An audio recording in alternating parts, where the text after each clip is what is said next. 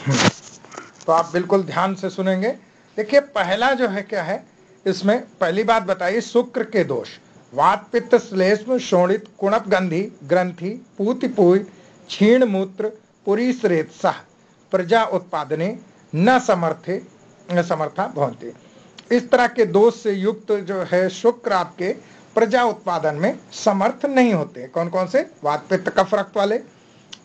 अगर गंध पे देखें, कुणप गंधी ग्रंथि पूति पूय क्षीण मूत्र पुरीश्रेतस, मतलब जो है इस तरह के गंध वाले, क्षीण हो, पूय पस की गंध आए, क्षीण हो, एजियोस्पर्मिया हो, मूत्र की गंध आए, पुरीश की गंध आए, ऐसा जो है शुक्र प्रजा उत्पादन में समर्थ नहीं होता है। अब यहाँ इन दोषों के अगर देखें तो संख्या गिनने में 11 आ रही, 11 आ रही। सुश्रुत के मतानुसार अगर हम देखें तो 11 आ रही है। 4 तो 4 दोषों से हैं, कुछ गंध के अनुसार 4 विकृतियां हैं, और 3 जो है दार्शनिक हैं। दार्शनिक का मतलब ऐसे है जैसे कि आपकी कुड़प गंधी है, ठीक है, छीण है, इस तरह की, या मूत्र पुरुष वाली हैं, तो इन तरह की आपके दार्शनिक आधार पे उस समय नहीं देखा था। तेषु, अब यहाँ पर देखिए दोष कौन से? तेषु वात वर्ण वेदना वातेन, कि अगर शुक्र वात के दूषित वाला हो तो उसमें क्या होगा? वात जैसा होगा। पित्त वर्ण वेदनम, पित्त के जैसा हो और पित्त के समान वेदना, जैसे दाह वगैरह से युक्त हो तो पित्त से है। कफ के समान वर्ण वाला हो और उसमें लक्षण कफ वाले हो तो कफ जैसा। कुणप ग्रंथि, कुणप गंधी, कुणप माने शवगंधी। अल्पम च रक्तेन, ये रक्त से हो सकते हैं। ग्रंथिभूतम, गांठ वाला, श्लेष्म वाताभ्याम यानी कफवात से होता है। पूत पित्त श्लेष्म, पूत वाला पित्त और कफ से हो सकता है। क्षीण, क्षीण पहले भी बता चुका है, पित्तवात से। मूत्र पुरीष गंधी, सन्निपातिक दोष से। अब यहाँ देखिए इन्होंने वही जो 8 अपने दोष हैं उन्हीं के आधार पर इन्होंने बता दिया। तेसु कुणप ग्रंथि पूत क्षीण रेतसम कृतसाध्या मूत्र पुरीष रेतसु असाध्या। यहाँ पर बताया है कि अगर कुणप गंधी ग्रंथि पूतिपूय यानी दुर्गंध वाला, पोय वाला वीर, ये कष्ट साध्य है, कृत साध्य। मलमूत्र के समान गंध वाला असाध्य है, बाकी सब साध्य है। इसी तरह से हम आर्तव के दोष की देखेंगे। आर्तव के दोष वही, आर्तव अपि त्रिभी दोषे शोणित चतुर्थे पृथक द्वंद्वे समस्ते अष्टमम बीजम भवति। तेषाम दोष वर्ण वेदना अभिज्ञेयम तेषु कुणगंधी ग्रंथि पूति क्षीण मूत्र पुरी संकासम असाध्यम।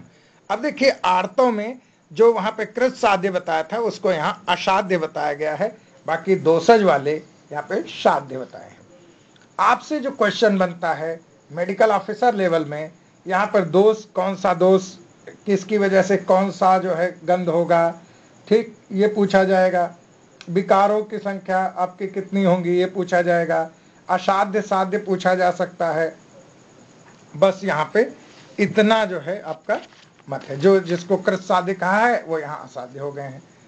अब चिकित्सा में इसकी देखिए 6ठे श्लोक में इनमें पहले के 3 शुक्र दोष, स्नेहन, स्वेदन, वमन, विरेचन, निरूह, अनुवासन बस्तियों से, और कौन से? वात पित्त कफ वाले। शेष जो हैं वो विशेष क्रियाओं के द्वारा उत्तर बस्तियों से शुक्र दोषों को जीतना चाहिए, या पहले 3 दोष स्नेहन, स्वेदन, वमन, विरेचन, अनुवासन बस्ती से विशेष क्रियाओं द्वारा तथा उत्तर बस्तियों से जीतना चाहिए। विमर्श में देखेंगे जो साध्य शुक्र दोष है उनको पंचकर्म द्वारा, हितकर बाजीकरण औषधियों से, रक्त पित्त हर प्रयोगों से, जीवनीय च्यवनप्राश शिलाजित का प्रयोग से जीतना चाहिए। यहाँ पर वातिक शुक्र दोष में निरूह अनुवासन, पैतिक शुक्र दोष में अभयामलिकी रसायन, उसी प्रकार कफ में त्रिफला रसायन उपयुक्त है। फिर आगे जो दोष वाले हैं इसमें देखिए कुड़प गंधी वीर की चिकित्सा। कुड़प गंधी मुर्दे के समान जो गंध वाले के लिए धाय, खदीर, अनार, अर्जुन द्वारा साधित या सालसार गण से साधित घी का प्रयोग, क्योंकि घी जैसा शुक्र दिखता है। इसका मिनोमिक्स याद करेंगे, क्या याद करेंगे? सड़क, ठीक है। सड़क याद कर लें। एस से सालसरादि गण, ए से अनार, ठीक है, अर्जुन, और जो है क्या है डी से जो है क्या है धातकी, के से खदीर, ठीक है। तो कुणप गंधी के लिए खदीर, ये जो है सड़क। ग्रंथिभूत के लिए क्या आएगा? जो ग्रंथिभूत है उसमें आप याद करें साप, SAP, एस से सटी या करचूर, अश्मभित, पाषाणभित और पलाशछार, ये है ग्रंथिभूत। तीसरा है पूय दोष, पश फॉर्मेशन है, तो यहाँ पर परुष्कादिगण और वटादिगण, PV, ठीक है, इनका प्रयोग करना है। तो इस तरह से यही पूछे जाते हैं। कुणपगंधी के लिए सड़क, ग्रंथिभूत के लिए शाप और पूत पूय के लिए PV।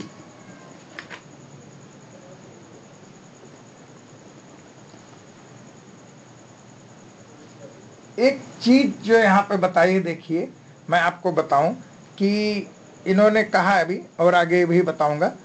पहले देखिए छीण रेतस की चिकित्सा है। छीण रेतस में वीर छीण होने पर शोयोनि वर्धन द्रव्य, जो दोष दांत विज्ञानी अध्याय से, तो यहाँ पर बताना ये चाह रहे हैं कि आप जब इसमें देखेंगे छीड़ रेतस, तो छीड़ में स्वयोनिवर्धन द्रव्य, दोष धात मलमूली विज्ञान में जो बताया वहां पर है। इसी के साथ चिकित्सा स्थान में छीण बली अध्याय में दिया है, मतलब जो बाजीकरण औषधियां हैं उनका। तो छीण बली अध्याय की औषधियों की चिकित्सा छीण रेतस में। पुरीसगंधी अगर आता है, पुरीसगंधी शुक्र में चित्रक, खस और हींग से बना हुआ घृत, सीके हींग, ठीक है, ऐसा याद कर लीजिए, चख के हींग, ऐसा याद कर लीजिए। तो ये जो है प्रयोग किया जाता है। अब देखिए यहाँ पर एक चीज है, कई बार आचार्य लोग प्रश्न उठाते हैं कि शुक्र की प्रवृत्ति सौम्य है, स्वेदन उष्ण है, तो आप क्या करेंगे?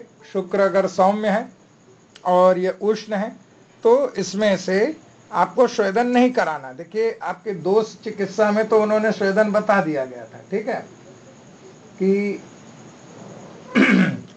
और सामान्य चिकित्सा में स्नेहन, वमन, विरेचन, निरूह, अन्वासन, शुक्र दोषों के लिए उत्तर बस्ती ये बताया गया। यहाँ पे स्वेदन जो है नहीं कहा गया है।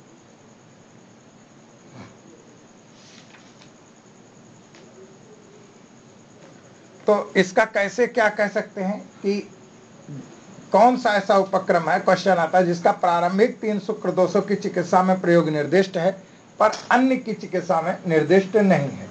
तो देखिए श्लोक संख्या 6 में आपके स्नेहन स्वेदन है, श्लोक संख्या 12 में जो है स्नेहन है, स्वेदन नहीं है, ठीक है। तो इन दोनों का अगर कंपेयर करेंगे तो आपको स्वेदन इसका सही उत्तर होगा। फिर 13वें श्लोक में गुण देखिए, स्फटिकाभम द्रवम स्नग्धम मधुरम मधिगंधिचा शुक्रम इच्छन्ति कैचित्तु तैल छौद्रिनिभम तथा, अंडरलाइन कर लीजिए, ये शुद्ध शुक्र के लक्षण है। इसी में देखिए विमर्श में चरक के मतानुसार स्निग्धम घनम पिछलम मधुरम अविदाही चा रेता शुक्रम विजानियात स्फटिक सन्निभम, ये हो गया शुक्र की क्वालिटी। नेक्स्ट देखें आर्तव की चिकित्सा, 14 श्लोक में आर्तव शुद्धि के लिए उत्तर बस्ती तक चिकित्सा करनी चाहिए। ऊपर जो ये श्लोक दिया है 6 वाला, ये टोटल पूरा करना चाहिए। फिर 15वें श्लोक में देखें स्नेहन, स्नेहन करेंगे स्वेदादि से शुद्ध की हुई स्त्रियों की योनि में वात पित्त कफ रक्त से दूषित आर्तों की पीड़ा के लिए कल्क रख के पिछू का धारण करे, दोषों के अनुकूल प्रक्षालन का प्रयोग करना चाहिए। अब कैसे कैसे एक एक चीज, यानी वात पित्त कफ में वही दोष के अनुसार करेंगे, रक्त में दोष के अनुसार करेंगे, लेकिन जो ग्रंथिभूत है, पूति पुय है, इनकी क्या चिकित्सा होंगी? तो देखिए ग्रंथि भूते पिबेत पाठा त्रियूषण वृक्षकाणी चा, ग्रंथिभूत आर्तों में पाठा, त्रियूषण, सोंठ, मरीच, पिपली और वृक्षक यानी मोखा का प्रयोग करना चाहिए। कैसे कहेंगे? काढ़ा बना के। दुर्गंध है भाई, तो दुर्गंध में आप देखिए कॉमन सेंस लगाएंगे, दुर्गंध के लिए लाना चाहिए सुगंध, तो क्या सुगंध लाता है? चंदन। दुर्गंध युक्त पूति गंध वाला मज्जा के समान आर्तव होने पर सफेद चंदन, रक्त चंदन का कषाय देना चाहिए। तो आपको दुर्गंध के लिए चंदन, ठीक है।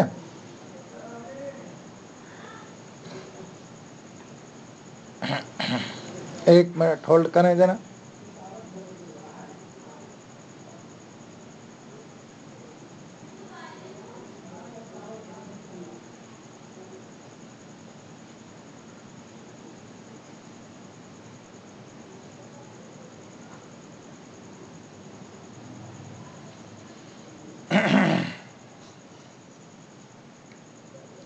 तो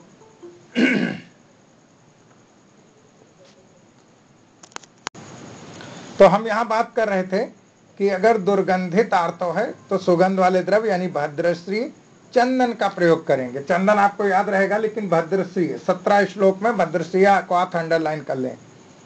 फिर 18 श्लोक में आएंगे वातादि आर्तों की चिकित्सा, शुक्र दोष हरण करने वाली औषधियों का आर्तो दोष में भी प्रयोग करना चाहिए। साथ में सालिधान्य, जौ, मांस, मध्य पित्तवर्धक हितकारी है। फिर शुद्ध आर्तों के लक्षण आप हमेशा देख रहे हैं। शशा असक प्रतिमम यदुलाच्छा रसोपमम तद आर्तो प्रशंसयति यद वाशो न विरंजति। दोष निराकर का है। शुद्ध आर्तव खरगोश के रक्त के समान काला लाल होता है, लाच्छा के रस जैसा होता है, जिसको कपड़े में धोने से कपड़े में दाग न हो, ऐसा आर्तव प्रशंसनीय है, यानी पाक में घुल सके। अब देखिए यहाँ पर आर्तव की बात हुई। क्वेश्चन कैसे पूछा जा सकता है कि नॉर्मल आर्तव की मात्रा कितनी होती है। तो इसका जो है आर्तव की मात्रा आपकी लगभग 50 ml होती है। आश्रक द्रव्य के लक्षण, अब आर्तव कम हो सकता है या ज्यादा हो सकता है, ठीक है। इसी के साथ में अगर हम चरक के अनुसार देखें, गुंजा फल सवर्णम पद्म आलक सन्निभम इंद्र गोप संकाशम शुद्धम आर्तव तदैव च। अब यहाँ पर बता रहे हैं कि वही आर्तव अति मैथुन के कारण ऋतु भिन्न के समय होने वाला, अगर जो है ऋतुकाल से भिन्न समय में होने वाला है संख्या मात्रा में ज्यादा, तो उसको असरक दर या रक्त प्रदर कहते हैं। इस श्लोक में देखिए इसके क्या, असरक दरो भवेत सर्वम सांग मर्द सवेदना। लक्षण अंडरलाइन करिए, सा अंग मर्द और सा वेदना। दाह प्रलाप पांडुत्तम तंद्रा रोगा वातजा।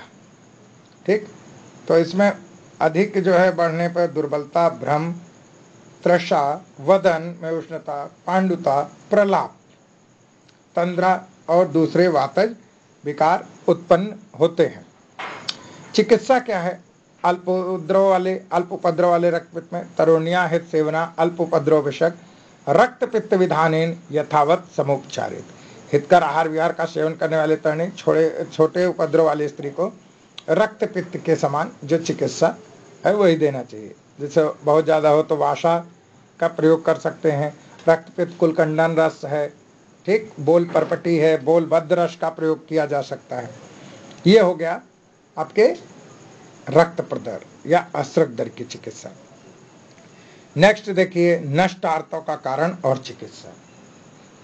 बिल्कुल जो है आपकी एमेनोरिया है, तो क्या होगा, जब वात कफ दोषों से आर्तव वाहिनी का मार्ग रुक जाए तो नष्ट आर्तव होता है। उसके लिए भोजनार्थ मछली, कुल्थी, खट्टे पदार्थ, तिल, उड़द, मद्य, गोमूत्र, छाछ, दही और सिरका देना चाहिए।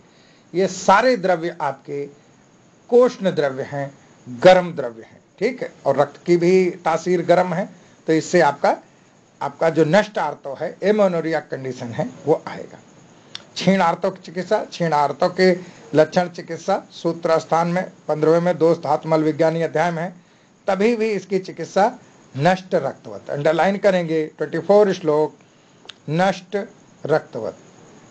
इसमें क्या करेंगे, देखिए वो जो लक्षण बताया था, आर्तव 6 यथोचित काला दर्शनम अल्पता योनि वेदना तत्र संशोधनम आग्नेय द्रव्यानाम विधिवत उपयोग। यहाँ बताया संशोधन और आग्नेय द्रव्य का प्रयोग करना चाहिए। ये हो गया नॉर्मल मेंसेस की, एबनॉर्मल मेंसेस की कंडीशन। अभी मेंसेस के बाद आता है ऋतुकाल। ऋतुकाल है तो इसमें देखिए ऋतुकाल में मेंसेस जो आएंगे फर्स्ट डे से क्या क्या डू नॉट डू बताया है। पहले दिन से ब्रह्मचारिणी रह के दिन में सोना, आँख में अंजन, रोना, स्नान आदि, तेल, अभ्यंग, नख काटना, दौड़ना, हंसना, बोलना, अवलेखन का त्याग करना चाहिए। क्योंकि आगे इस तरह की एक्टिविटी से अगर कंसीव होती तो बच्चा निद्रालु, अंजन से अंधा, रोने से विकृत वाला, आसान उपटन से दुखी, तेल मर्दन से कोढ़ी, नख को काटने से बुरे नख वाला, दौड़ने से चंचल, हंसने से दांत ओट टालू ये सब काले हो जाते हैं, अधिक बोलने से बच्चा बकवादी होता, उच्च शब्द सुनने से बधिर, केस सम्मार्जन से खलवाट हो जाता है, कंघी करने से, वायु सेवन परिश्रम से बालक उन्मत्त होता है। इसलिए ऊपर की बातें छोड़ देनी चाहिए। ठीक, नेक्स्ट देखिए आपके ऋतुकाल के नियम क्या है। दर्भ संस्तर साइनी, अंडरलाइन करिए। अब ये पहले का नियम था कि दर्भ वगैरह पे जो है सोना रहता था। करतल सराव पर्णतम, इसमें जो है करतल में हाथ में, सराव में मिट्टी के प्याले में केले के पत्ते पे खाना खाना चाहिए। उसके बाद क्या है कि 3 दिन तक अलग रहेंगे। चौथे दिन जो है पति का दर्शन करना चाहिए, अच्छे आभूषण पहनना चाहिए, इस तरह का है।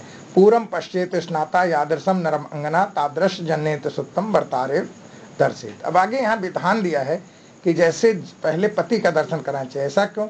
ऋतु नाता स्त्री जिस प्रकार के पुरुष को देखेगी वैसे संतान को जन्म देती है। ये हमारे ग्रंथों का विधान है। ये इसमें बहुत सारे रिसर्च वर्क हुए हैं आपके, मतलब जो जितने डेटाज होंगे उसके बेसिस पे महर्षियों ने कहा है। अब आधुनिक लोग भी इसको प्रूव कर रहे हैं। 29 में पुत्री विधान बताया है। कर्मांते च क्रमहीन आरम्भते विचक्षणा। अब आगे देखिए, पति दर्शन के बाद संतानोत्पत्ति में पुत्री विधान है। तो पुत्री विधान के लिए क्या दिया हुआ है कि विमर्श में देखिए चरक का मत दिया हुआ था जो आगे बताया जाएगा। पहले हम सुश्रुत का मत बता देते हैं कि एक हवन करना, पुत्री विधान में हवन करना है। हवन करने के लिए क्या है कि जो पुरुष 1 मास तक ब्रह्मचारी हो, घृत द्वारा स्निग्ध हो, अंडरलाइन करेंगे 1 माह तक ब्रह्मचारी और घी द्वारा स्निग्ध, वो दूध साली चावल को खा के 1 महीना ब्रह्मचर्य धारण करने वाली तेल से स्निग्ध, स्त्री की प्रवृत्ति उष्ण है इसलिए वहां तेल से स्निग्ध, तेल और उड़द की मात्रा अधिक हो, ऐसा आहार खिला के यहाँ पर सेक्सुअल इंटरकोर्स की बात की है। 4, 6, 8, 10 और 12 रात्रि में इंटरकोर्स करना चाहिए। अब विमर्श में यहाँ बताया है कि अगर इवन ऑड का फार्मूला है, ऑड डे में रहेंगे तो लड़की रहेगी, इवन डे में रहेंगे तो लड़का रहेगा।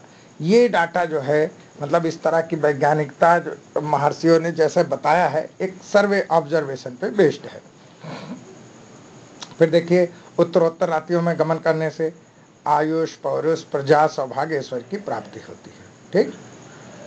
फिर दिन यहाँ देखिए वही है पुत्री के लिए, पंचमी, सप्तमी, नवमी, एकादशी है, और 13 से लेके बाकी की रात्रियां सब निषिद्ध है।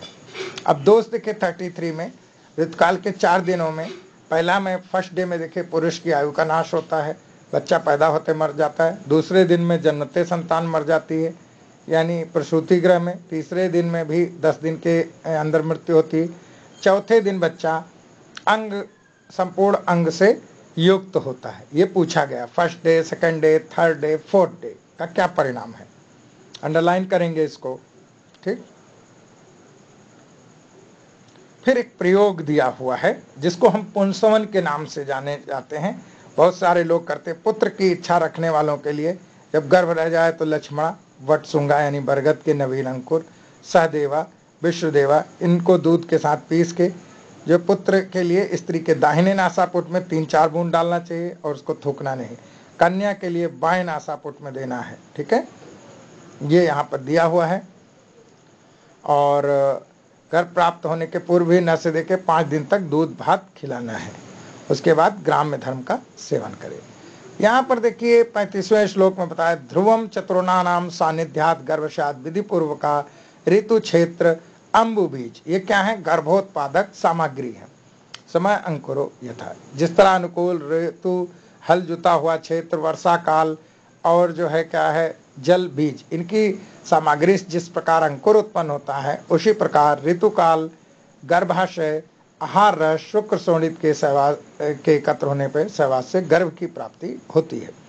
वित्त पूर्वक जो गर्भ धारण है तो संतान बलवान, दीर्घायु, पितृ ऋण चुकाने वाला होता है। अगले श्लोक में यहाँ वर्णोत्पत्ति का कारण, what is the reason of different colour. ठीक, एक ही माता पिता के संतानों में अलग अलग अंतर है। तो यहाँ पर देखेंगे पहला कि बालक जब तेज से उत्पन्न होता है, जब तेज गर्भ हो उत्पत्ति में पहला है बालक तेज से, वर्ण तेज से उत्पन्न होगा। लेकिन जब तेज जो है जल से मिलेगा तो गर्भ गौर वर्ण का होगा, यानी वाटर भी होगा, तेज भी होगा तो गौर वर्ण का होगा। वही तेज जब प्रकृति यानी पृथ्वी से मिलेगा तो कृष्ण वर्ण होगा। पृथ्वी और आकाश से मिलेगा तो श्याम वर्ण का, कृष्ण श्याम, और जल आकाश से होगा तो गौर श्याम। माने मोटा मोटा देखिए गौर है और कृष्ण है, जब दोनों मिक्स हो जाएंगे तो गौर श्याम और कृष्ण श्याम इस तरह का होगा। इस पे भी स्टार बनाइए, ये भी पूछा जाता है। ओके।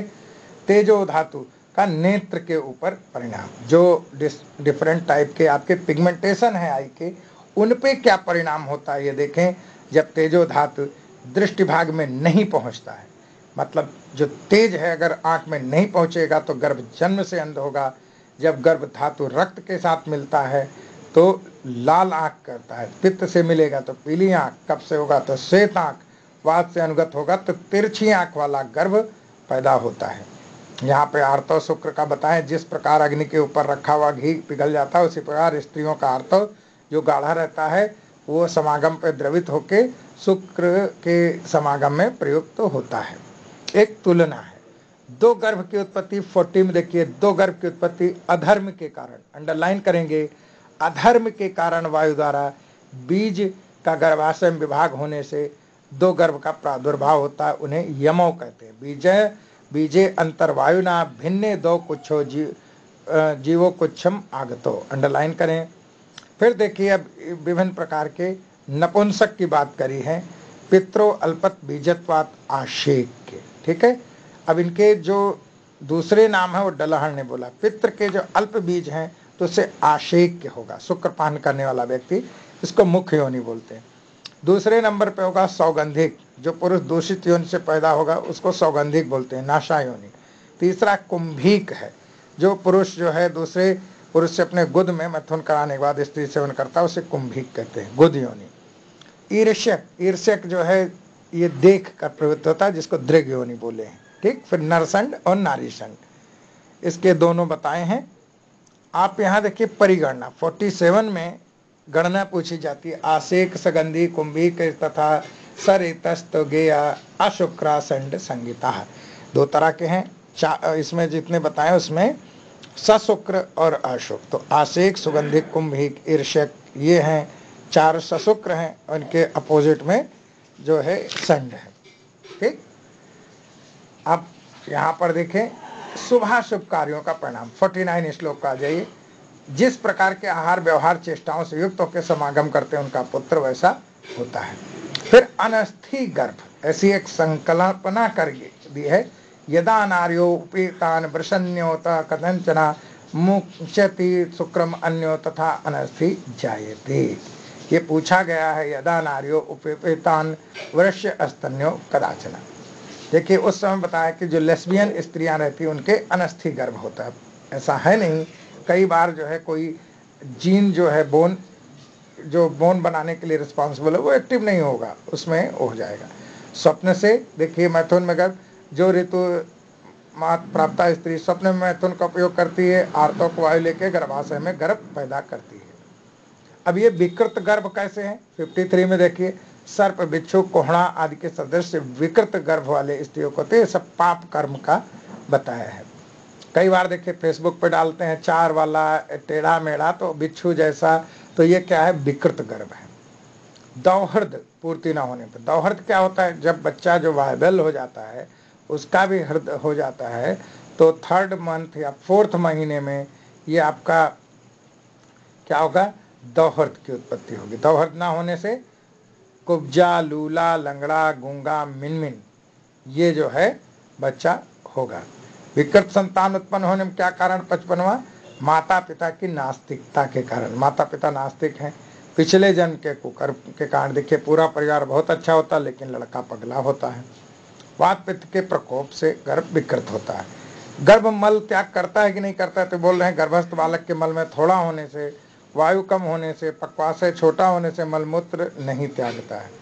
गर्भ रोता क्यों नहीं, अंडरलाइन करिए, जरायुणा मुखे छन्ने कंठे कफविष्ट, जरायु द्वारा मुख बंद रहता है और कंठ में कफ भरा रहता है, इसीलिए जब बच्चा पैदा होता है तो सक्शन ऑपरेटर से उसका कंठ से निकालते हैं, एक सक्शन द्वारा सक कर देंगे उल्टे। वायु मार्ग निरोधक से गर्भ न प्रतिरोधक, वायु मार्ग अवरुद्ध होता है इसलिए गर्भ रोता नहीं है, फीलिंग होगी लेकिन रोता नहीं सुनाई देता है।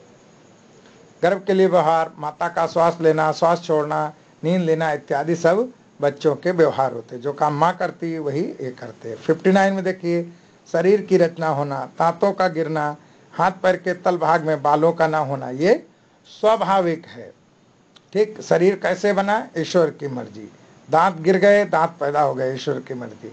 हाथ पैर के तल भाग में बाल ना होना, ठीक है, ये कौन है? ये प्रकृति करती है। 60 श्लोक में देखिए, भाविता पूर्व देहेषु सततः शास्त्र बुद्धिया भवन्ति सत्व भूयिष्ठा पूर्व जाति स्मरा नरः। पूर्व जन्म में दिन रात शास्त्रों का मनन करने से पूर्व जन्म का स्मरण करने वाले सत्व गुण से युक्त शरीर वाले होते हैं। ऐसे एक दो केसेस आते हैं। मैंने अपने झांसी में एक ट्रक ड्राइवर का जो है बच्चे का उद्धृत किया हुआ था। इसको जाति स्मरण कहते हैं, जिनको अपने पूर्व जन्म का स्मरण रहता है। अभी कुछ दिन पहले एक और डॉक्टर साहब ने शेयर किया था कि बच्चा सब बता लेता है पिछले जन्म का। तो ये क्या है? ये उनको जिनको स्मरण रहता है बाद में वो भूल जाते हैं, उनको हम जाति स्मरण कहते हैं। 61 श्लोक में देखिए, कर्मानुसार जन्म की अभ्यासानुसार गुणों की प्राप्ति। पूर्व जन्म के किए हुए कर्म के अनुसार पुनर्जन्म होता है और उसी अनुसार आपको शरीर मिलता है। ये आचार्य सुश्रुत ने कहा है।